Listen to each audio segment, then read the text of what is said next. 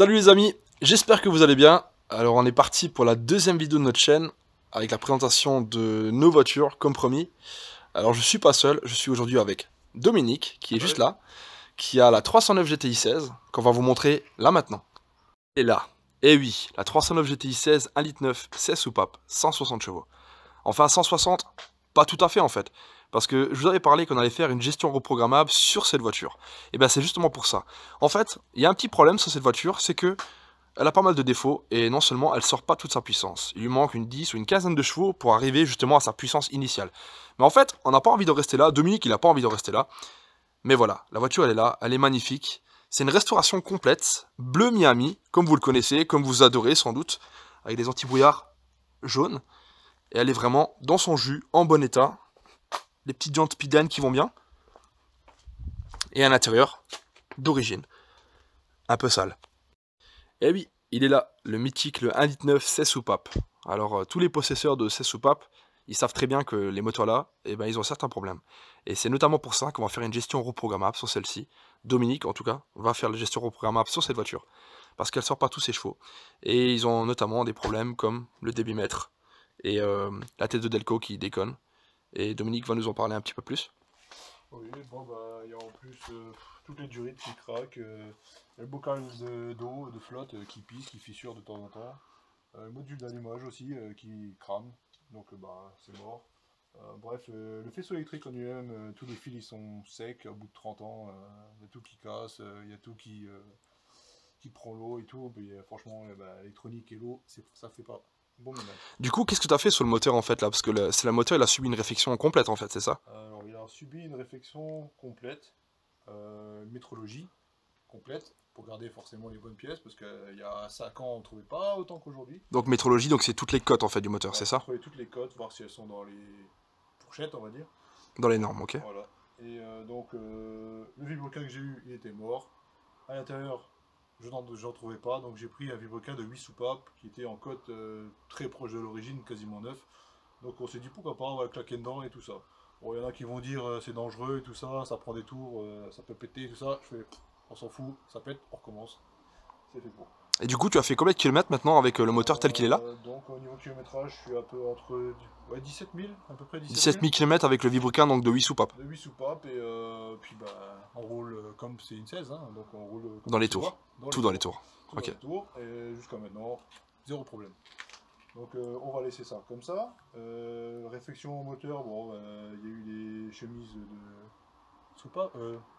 Changer tout ce qui est chemise. Bon, à l'époque, on trouvait pas les chemises enfin, bosselées, comme ils appelaient là, d'origine. Moi, je les avais pas, puisque c'est une voiture que j'ai refaite en pièces, complète. Chaque morceau vient d'une autre voiture, et tout ça. Donc quand tu l'as eu, en fait, on est d'accord, il y avait uniquement la carrosserie, il n'y avait pas de moteur. Non, sans moteur. J'ai acheté sans moteur. C'était comme ça que c'était convenu avec le vendeur. Moi, ça m'arrangeait parce qu'au tarif que ça valait déjà à l'époque, et encore ça a bien grimpé maintenant, ça m'arrangeait bien. Comme ça, je m'étais dit, au moins j'ai la carcasse, j'ai les papiers, je suis tranquille. Alors tu nous parlais en fait d'un projet de gestion reprogrammable. Alors explique-nous un petit peu qu'est-ce que tu vas faire et en quoi ça consiste. Alors, en quoi ça consiste? Ben, tout simplement, on va virer absolument tout le faisceau d'origine, moteur, complètement. Et on va repartir sur un nouveau, qui va être sûrement fait avec Max Sécu. Donc on va tout virer, on va conserver simplement ce qu'on a besoin. On va aussi passer en sonde lambda, forcément pour que ça Donc on est d'accord, c'est un montage que on n'a jamais fait quoi. jamais fait. Donc c'est une première en fait. Donc c'est une première pour nous, pour vous, c'est une première pour tout le monde en fait. Ouais, bah oui, on s'est dit en même temps on fait des vidéos, on va montrer à tout le monde qu'on n'est pas plus bête que d'autres, que ceux qui vont regarder la vidéo, bah, ils seront certainement capables de le faire aussi. Donc on va le faire à la louche et puis... Alors c'est comme on l'a dit en fait, hein, il y en a plein qui ont fait des gestions reprogrammables sur ce genre de voiture. Le problème c'est comme tout, c'est entre regarder la vidéo et dire ah ouais il a fait comme ça, et entre la faire soi-même finalement, entre tous les branchements, entre les sondes comme il a expliqué à l'instant, entre enlever un faisceau d'origine et remettre un nouveau faisceau, il y a quand même pas mal de travail. ouais. Alors explique-nous juste en fait en quoi ça consiste la gestion reprogrammable que tu vas faire. Quel est ton but en fait avec la gestion? Tu veux faire quoi exactement avec la voiture? Et bien avec la gestion programmable, mon but ultime déjà c'est de supprimer tous les éléments électroniques de l'époque qui posent problème aujourd'hui soit à remplacer, soit qui pose problème tout court parce que bah, c'était la vieille mécanique, tout ça, vieille électronique. Et donc au final, ce qu'on veut faire, c'est faire une gestion pour transformer la voiture, le moteur, en un moteur d'aujourd'hui, on va dire moderne. Donc tu vas faire quand même un petit peu piste avec ou ça sera plutôt la route? Alors, ce sera surtout occasionnel la piste, ce sera juste des journées de track day, découvertes, un peu comme ça. Mais Donc une souvent, voiture quand même avec pas mal de couple. bah, du coup, oui, ça, c'est un Malik 9, donc il y en a pas mal. La gestion, avec de la chance, bah, ça va corriger un peu les petits défauts de la gestion d'origine. Donc on espère quand même, on va pas espérer le max, enfin le plus, on va juste espérer déjà qu'elle sorte à peu près ses chevaux et qu'elle tourne bien. Surtout ça. C'est des voitures connues qui sortent pas vraiment leurs chevaux d'habitude. Bah, il paraît que bah, j'ai eu la chance de croiser quelqu'un qui travaillait là-bas chez Peugeot et qui était ingénieur là-bas et qui m'a dit que les plus grosses puissances qui sont sorties de l'usine c'était à peu près 154, 155 chevaux. Il n'y avait jamais eu plus. Bon, après, entre maintenant et aujourd'hui, les bancs, tout ça, bon, c'est peut-être pas pareil. Mais oui, une 309, c'est connu pour pas sortir ses chevaux du tout. Et avec celle-là, on avait déjà été au banc, au Luxembourg, en fait, on est passé chez BR Performance. Bah, je salue mon ami Georges, juste à cet endroit-là. Et en fait, on avait passé donc la 106 et 16 et donc la 309 GTI 16 sur banc. Et du coup, elle avait sorti quoi exactement sur le banc? Alors, sur le banc là, le jour là, elle a sorti 151 chevaux. D'accord, donc logiquement, on en fait 160, donc il manquait quand même quelque part 9 chevaux. Elle en fait 160, mais bon, on sait qu'elles les font jamais. Et elles les font jamais, d'accord. Voilà. Bon, maintenant, on l'a passé aussi dans le but, parce on avait déjà des problèmes dessus. Et avant, on l'avait déjà passé une première fois au banc, il y a quelques années, enfin quelques années, peut-être 2 ans. Et le moteur avait sorti 159 chevaux à 31 degrés. Là, on l'a passé, elle a fait 151 chevaux, je ne sais plus à combien de degrés, bon, il faisait peut-être 25 degrés, quelque Il chose comme faisait ça. assez frais, il me semble, ouais. Mais on l'a surtout passé parce qu'on avait déjà ressenti que le moteur n'était plus comme avant. Plus la niaque comme avant et tout. Bon, on l'a passé juste pour ça. Les 151 chevaux, ça veut pas dire que le moteur il est malade parce qu'on a fait les compressions, tout va bien. Il n'y a rien qui déconne, mais on a quelque chose qui déconne au niveau de, on sait pas, débitmètre, Alors allumage. ça aussi, c'était aussi un des gros problèmes, c'est ce fameux débitmètre, qui est aussi un truc qui est assez problématique à ce que tu avais dit, hein, c'est ça? C'est ça, c'est ça. Bah, et à l'intérieur, ils ont une petite piste. Je sais plus quoi c'est fait. Franchement, je pourrais pas dire c'est quoi. C'est de la merde. En plus, quand on bouge, ça gratte et tout ça. Ça, c'est déjà un que j'ai changé, que j'ai acheté sur eBay. Bon, il y en a qui vont peut-être me haïr. Mais j'ai trouvé que ça à l'époque. Et la voiture, fallait qu'elle roule. Ça se trouve encore niveau pièces détachées quand même? Ça, en neuf, ça se ne trouve pas. Sauf si je connais pas l'adresse, mais ça se trouve pas de ma part. Donc c'est ou de l'occasion, ou alors éventuellement de la chinoiserie, Ou quoi. l'occasion, ou ça, bah, c'est Made in Pologne normalement. D'accord. Bon, ça a fait le taf, elle roule quand même, ça c'est pas le souci, mais c'est pas à la perfection. À régler, c'est une misère. Je connais personne qui pourrait régler ça, parce que quand on le change, normalement il faut le régler à la bagnole. Il y a encore un truc que je voulais vous montrer. Eh oui, le fameux toit ouvrant. Alors ouais, le toit ouvrant, il y en avait un d'origine, mais il était manuel et il était pourrave. Tandis que là c'est un toit ouvrant électrique. Et il a été installé vraiment tout. Il a tout installé lui-même en fait. Et c'est vraiment impeccable. Alors voilà, on va finir avec la 309 GTI à Dominique. Et on se voit très vite pour la gestion reprogrammable. Il y aura encore pas mal de boulot, il y aura encore pas mal de vidéos. Ouais. Beaucoup de contenu, beaucoup de montage. On va pas trop nous en vouloir, parce que comme on est un peu autodidacte... On s'excuse déjà un peu pour la qualité des vidéos, si le son est pas très clair, si les coupures sont pas très propres, mais c'est les premières et on fait avec les moyens du bord. On n'a pas de GoPro, pas de grosse caméra, c'est simplement le smartphone en fait, le téléphone, et on fait avec les moyens du bord, quoi. Ouais, et puis bah... je sais plus ce que je voulais dire. Tu sais plus ce que tu veux dire. Mais c'est pas vraiment grave, ils vont nous excuser de toute façon. Bah ouais, bah il faudra surtout pas nous en vouloir si bah, on fait des trucs de travers, hein. On n'est pas des boss. La réflexion de la voiture, je l'ai fait. Je suis électricien à la base, hein. Moi je suis pas mécano. Donc j'ai tout fait sur le tas. Et puis voilà, bon, bah, la voiture elle est là aujourd'hui, elle roule et bah, elle marche déjà pas trop mal. Et puis voilà quoi. Donc la gestion, on va peut-être faire des boulettes, des trucs qui se font pas, on verra bien. Certains nous corrigeront peut-être, on en prendra sur mon compte. Puis on verra bien. Mais ça, c'est ça aussi après, hein. S'il y a des gens qui sont justement dans le thème, ou qui ont peut-être la même voiture, ou qui ont fait peut-être déjà la même gestion, n'hésitez pas à mettre en commentaire vraiment vos ressentis, en fait, tout ce que vous avez comme impression sur ce qu'on va faire en fait, hein. Ouais, c'est ça, bah oui, voilà. Après, voilà, en même temps, on va pouvoir montrer aux gens que on est des gens normaux et qu'on va pouvoir le faire parce qu'on ira jusqu'au bout, c'est sûr. Et voilà, les gens qui sont derrière le PC bah, ou le téléphone, et bah, ils pourront se dire, bah tiens, moi aussi je peux le faire, parce que tout le monde peut le faire. Tout le monde peut le faire. Comme on a dit, on n'est pas mécanicien. On fait ça juste pour le plaisir. Comme beaucoup. Je connais énormément de personnes qui font la même chose que nous finalement. Et on s'est simplement dit, bah, à force en fait de faire ce genre de trucs sur ce genre de voiture, c'est peut-être pas quelque chose de trop traditionnel, mais pourquoi pas le filmer et pourquoi pas montrer aux gens ce qu'on fait et que peut-être même eux, ils sont même capables de faire la même chose en fait. Hein. C'est pas sorcier. Ça. On passe à la deuxième et elle est là. La 106 S16, comme je vous avais dit. Donc le fameux 1,6 litre 16 soupapes de 120 chevaux et qui est finalement vraiment en bon état. Pareil, je vous avais dit, hein, c'est une restauration donc pareil complète, c'est une voiture qui a traîné 4-5 ans dans un champ, qui était rouillée, qui a été un peu maltraitée avec le temps, et donc bon, la carrosserie n'est pas en super bon état. Maintenant, il faut excuser aussi un petit peu les jantes sales. On était à Chamblay, on était sur circuit, et je les ai encore pas lavées, et surtout qu'on est en répression d'eau, vu qu'il faisait assez chaud. Mais enfin voilà. Donc 106 à 16, 120 chevaux, 1,6 litre, donc dans son jus. L'intérieur, le petit volant Momo Alcantara qui est assez récent, qui va bien, qui va aider pour la piste. Le fameux Pomo de 307. Et donc l'intérieur rallye que je vous disais, avec les 3 couleurs, qui est vraiment impeccable. Donc l'intérieur, elle est quasiment d'origine, à part donc le Pomo qui était cassé et le volant Momo. Et autrement, à l'intérieur, elle est vraiment d'origine.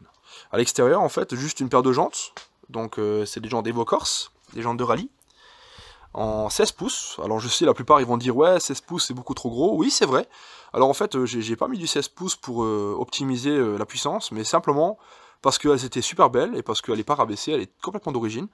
Et j'aimais vraiment bien, en fait, la hauteur. Donc, après, c'est vrai qu'en termes de puissance, il aurait fallu mettre un peu plus petit. Tout ça monté avec des fédérales, des 595 en semi-slick. Il y a aussi un peu de plaquettes dessus, du Ferrodo, du DS3000, avec des disques en groupe N.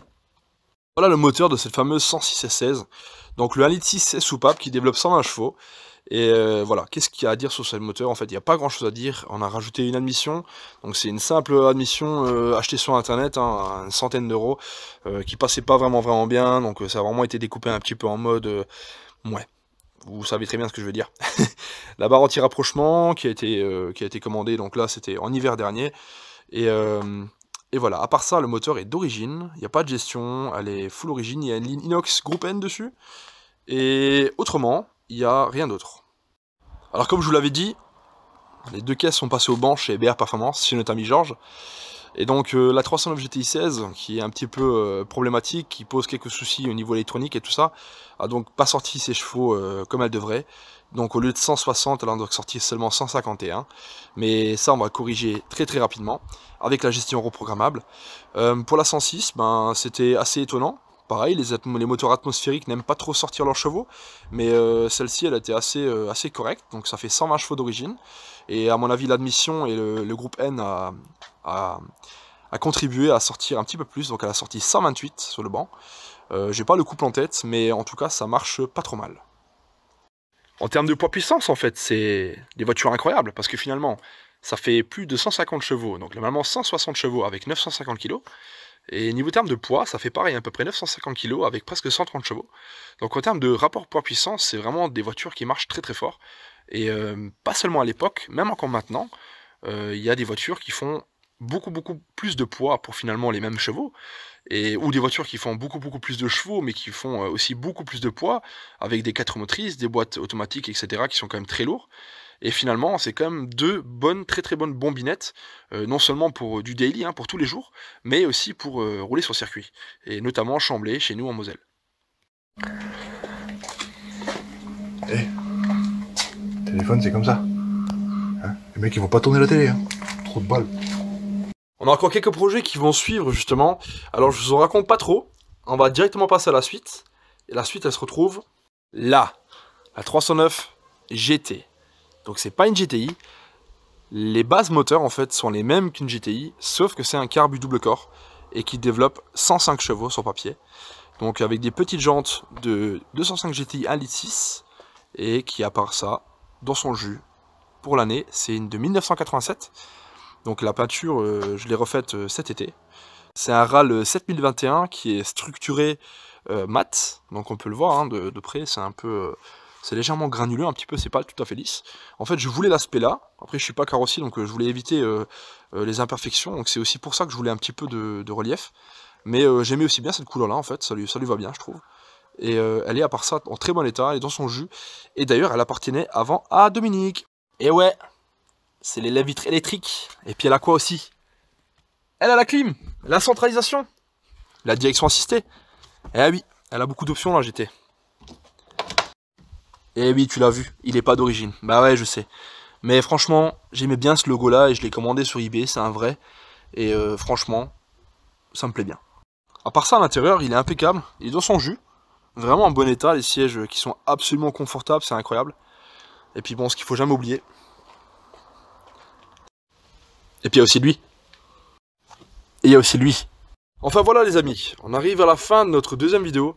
Donc voilà la présentation donc, de la 106 S16, la 309 GTI 16 à Dominique et la 309 GT. Donc c'est ma 309 GT, c'était son ancienne à lui. C'est à cause de lui que je l'ai acheté. Et comme je vous ai dit, hein, on n'est pas fan Peugeot, mais ouais, je sais, ça fait beaucoup de Peugeot.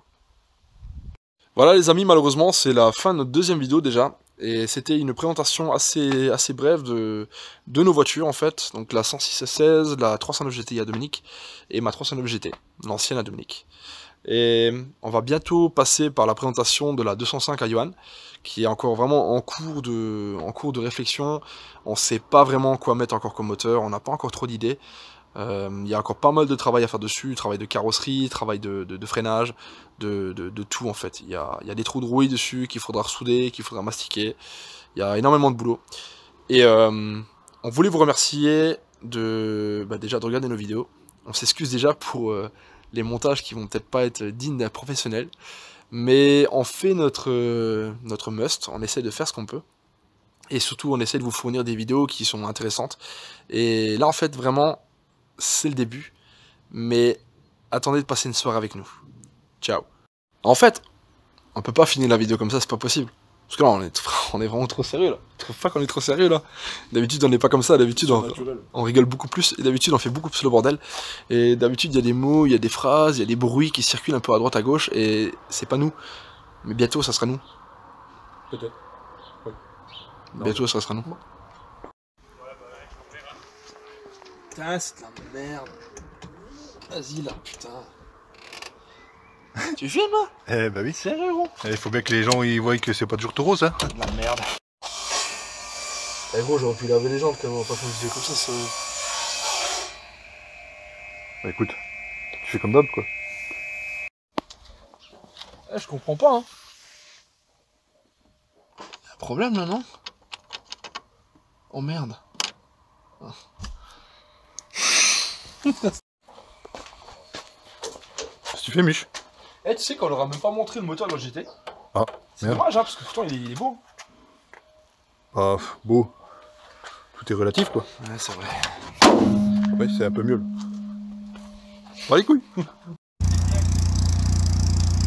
Qu'est-ce qu'il y a encore? Dégage avec ta merguez de merde. Ça, c'est n'importe quoi. Hein.